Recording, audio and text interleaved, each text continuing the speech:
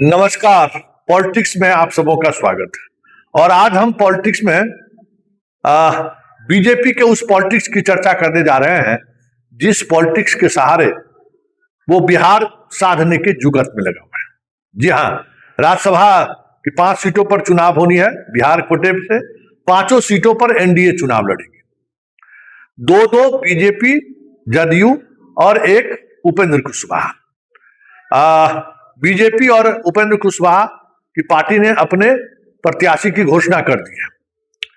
बच गई जदयू। जदयू में रामनाथ ठाकुर की औपचारिक ऐलान हो चुकी है। दूसरे सीट को लेकर अभी भी गुत्थम गुत्था चल रहा है। इस गुत्थम गुत्था में नीतीश किस भूमिका में है कहना मुश्किल है, क्योंकि चुनाव तो है नहीं कि बारिश में निकल गए तो जनता, उनके जनता जो सुस अवस्था में थे उनको लगा कि नहीं, नीतीश अभी भी बहुत जान बाकी है। तो ये तो अंदर खाने का चुनाव है,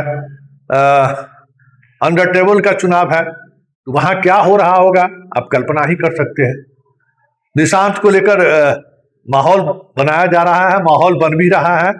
लोग उत्साहित भी हैं कि निशांत के आने से पार्टी को कुछ दिन और संकट में जाने से रोका जा सकता है। लेकिन जो एक बड़ी बात है, जिस बात को लेकर यहां भी चर्चा हो रही है, क्या निशांत के सहारे नीतीश को साधने की कोशिश तो नहीं हो रही है? क्योंकि भाई कहा तो यही जा रहा है कि पार्टी भले नीतीश की है, चला अब बीजेपी रहा है। बीजेपी का जो केंद्रीय टीम है वो अब चला रहे हैं, जो चाह रहे हैं कि अब नीतीश कुमार बाहर का रास्ता देख ले। हालांकि बिहार के हित के लिए तो अब हमें लगता है कि यही जरूरत है कि नीतीश कुमार को छोड़ देना चाहिए। लेकिन जो लोग नीतीश कुमार को इस तरीके से माहौल बनाना चाहते हैं कि उनकी एग्जिट, उनकी मतलब पार्टी से या सरकार से बाहर जाने को लेकर जो माहौल बनाना है, उस माहौल में यह सामने आए कि नीतीश खुद चाहते हैं कि अब बहुत हो गया। अब इस बात को कैसे नीतीश मानेंगे, किस हद तक मानेंगे, ये तो भाई जो उनके खास हैं भुजा पार्टी वही बता सकते हैं। श्रवण कुमार एक बात कह के चले गए नालंदा, फिर नालंदा से कुछ लोगों का फोन गया तो वहां एक वीडियो बनाकर भेज दिए। मतलब 5 सीट के सहारे बीजेपी बिहार साधने की कोशिश कर रही है। कितना सधेगा कहना मुश्किल है, क्योंकि जो उम्मीदवारों की घोषणा हुई है, चाहे नितिन नवीन हो, चाहे जो दूसरे उम्मीदवार हैं जो सासाराम से चुनाव भी लड़ चुके हैं बीजेपी से, मतलब बहुत करिश्माई नेता है, ऐसा नहीं है। बिहार की राजनीति को इस निर्णय से कोई बड़ा स्पेस बीजेपी को मिल जाए, ये भी दूर दूर तक दिख नहीं रहा। हाँ, सासाराम से के बीजेपी प्रत्याशी जो चुनाव हार गए थे, उनको टिकट देके उस इलाके के जो सवर्ण है उनको उन्होंने आईना जरूर दिखाया है कि देखो तुम हरा दिए तो हम उसको टिकट देके बना दिए, क्योंकि तुम लोग हमको वोट नहीं किया। तो अपना अमित शाह सवर्णों को बढ़िया इलाज किया है सासाराम के पूर्व उम्मीदवार को टिकट देकर। नितिन नवीन की तो बात ही छोड़ दीजिए। नितिन नवीन का जाना कोई ऐसी बात नहीं थी, पहले से तय था कि नीतीश कहते कि नितिन नवीन जा ही सकते हैं। तो वो कब उनके जाने से क्या होगा नहीं होगा, ये तो सबको पता है कि बिहार की राजनीति में कितना महत्व रखता है। हाँ, तीसरे उम्मीदवार के रूप में आप कह सकते हैं कि उपेंद्र कुशवाहा का चयन अगर बीजेपी उनको बनाना चाहती है तो कुशवाहा का वोट बैंक जो अभी भी नीतीश कुमार के साथ एकजुट है, वो जा सकता है। उपेंद्र कुशवाहा के आने के बाद एक बड़ा सेगमेंट नीतीश कुमार के हटने पर बीजेपी के साथ जुड़ सकता है। लेकिन वहां सम्राट चौधरी और उपेंद्र कुशवाहा के बीच की जो राजनीति है, वो राजनीति भी अपने आप में एक अलग तरीके की राजनीति है, जहां बहुत मुश्किल है चीजों को संभालना। ये भी एक बात है। तो बहुत कुछ जो कागज पर बहुत आसान सवाल लगता है, 2-2-4 लगता है, राजनीति में वो बातें जमीन पर नहीं होती है। बहुत तरह की चीजें हैं जिन चीजों को उनको देखना और समझना पड़ता है।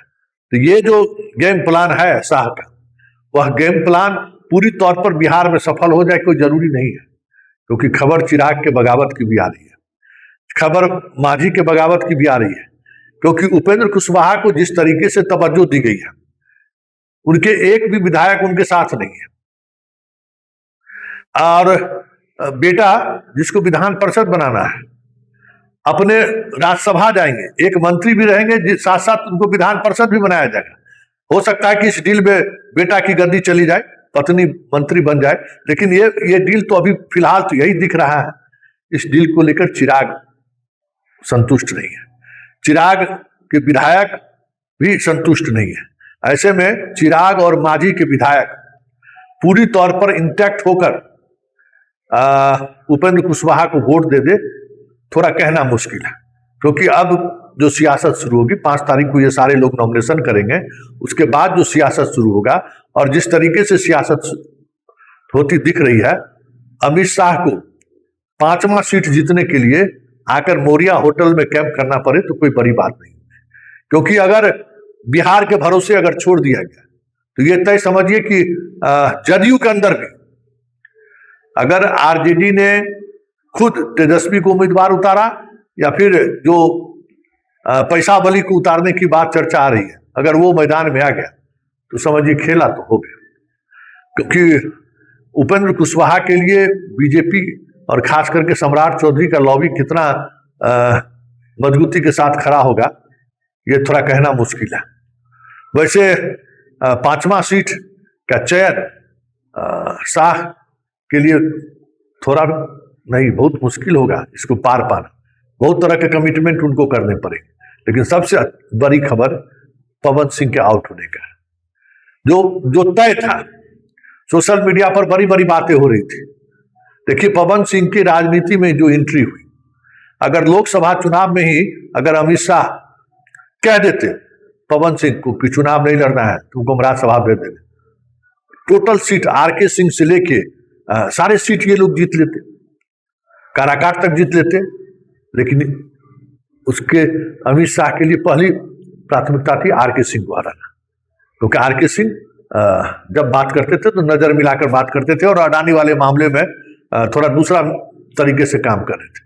तो पवन सिंह के सहारे निपटा दिए। विधानसभा चुनाव में पवन सिंह भले एक सीट खड़े होकर जो जीत लेते, लेकिन शाह की जो रणनीति थी कि नीतीश कुमार से बड़ी पार्टी इतना बहुमत हम ले आए कि हमारी खुद की सरकार बन जाए, उसमें पवन सिंह जैसे खिलाड़ी की उनको जरूरत थी, और उसका वो उन्होंने इस्तेमाल किया। लेकिन इस्तेमाल करने का ये मतलब कतई नहीं था कि इनको राज्यसभा भेज देता। नितिन नवीन बात करने के लिए बुलाए कि चलिए आपको यूपी चुनाव में आप स्टार प्रचारक रहिएगा योगी जी के लिए, आपको जरूरत है पार्टी का, यही नहीं कहने के लिए बुलाए होंगे, और क्या बुलाए। वैसे पवन सिंह का टिकट कटना योगी को संदेश है कि जो आने वाला चुनाव है, उस चुनाव में अभी से ही आपके खिलाफ इस तरीके की बॉन्डिंग हो रही है, बॉलिंग हो रही है कि पवन सिंह जैसे बहुत सारे खिलाड़ी आपके खिलाफ इस्तेमाल किया जा सके तो कोई बड़ी बात नहीं। उस समय भी कह देगा बेटा थोड़ा हम पहुंचा देंगे यूपी से ही राज्यसभा। इन लोगों को क्या है, कोई लोग पॉलिटिकल लोग थोड़ी है। आरके सिंह को हराकर जितना कह सकते हैं कि बीजेपी को लाभ नहीं पहुंचाया, उतना शाह को इन्होंने लाभ पहुंचा दिया। जोगी को हराने के लिए भी 2-4 जगह खड़े हो जाएंगे, इसमें क्या है।